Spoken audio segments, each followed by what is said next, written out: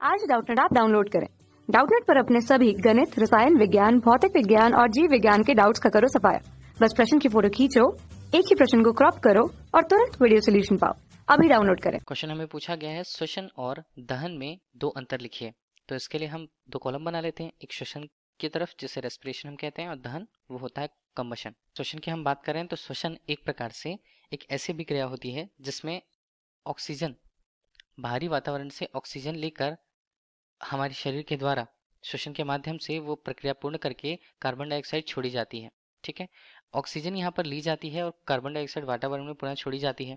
इस बीच में ऑक्सीजन की ही उपस्थिति में क्या होता है, हमारे शरीर के अंदर भोज्य पदार्थ हैं, भोज्य पदार्थों का ऑक्सीकरण होता है और साथ ही साथ यहाँ पर ऊर्जा विमुक्त होती है। ठीक है, जो हमारे शरीर के विभिन्न कार्यों के लिए सहायक होती है या विभिन्न कार्यों के लिए आवश्यक होती है।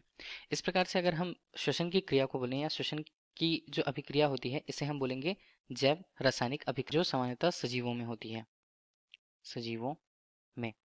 ठीक है, और इसी के उलट अगर हम बात करें दहन की, दहन एक प्रकार से सामान्य सी एक रासायनिक अभिक्रिया होती है जिसमें ऑक्सीजन की उपस्थिति में ही किसी पदार्थों का भौतिक परिवर्तन होता है या विघटन होता है। ठीक है, तो ये तो एक तरह से क्या हुई, दहन एक सामान्य से रासायनिक अभिक्रिया है, जबकि श्वसन को हम जैव रासायनिक अभिक्रिया बोल चुके हैं।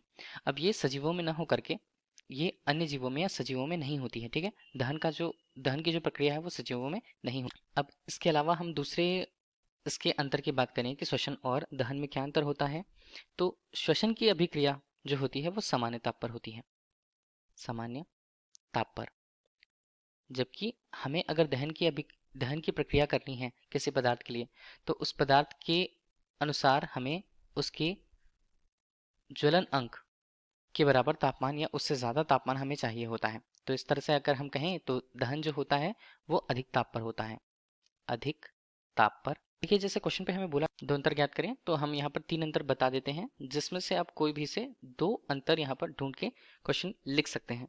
अब इस तरह से श्वसन की जो क्रिया होगी वो हमारे शरीर के अंदर होती है और वो किसके द्वारा नियंत्रित की जाती है, ये एंजाइमों के द्वारा, शरीर में उपस्थित एंजाइमों द्वारा श्वसन की जो प्रक्रिया है या श्वसन जो है वो नियंत्रित की जाती है।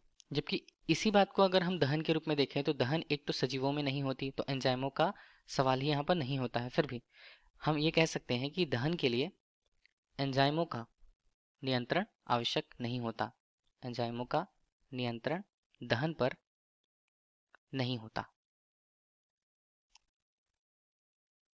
ठीक है, यही क्वेश्चन पे हमसे पूछा गया था। Thank you. कक्षा 6 से 12वीं से लेकर नीट, IIT, JEE वो एडवांस के लेवल तक 1 करोड़ से ज्यादा छात्रों का भरोसा। आज ही डाउनलोड करें डाउटनेट ऐप या व्हाट्सएप करें अपने सारे डाउट्स 8400 400 400 पर।